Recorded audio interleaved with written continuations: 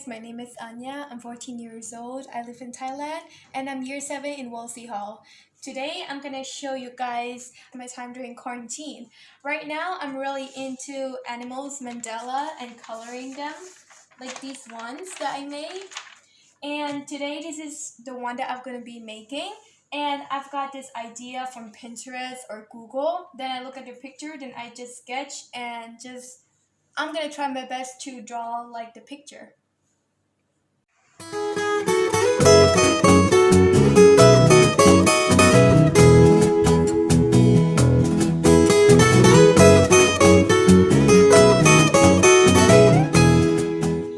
This is my final work. Enjoy!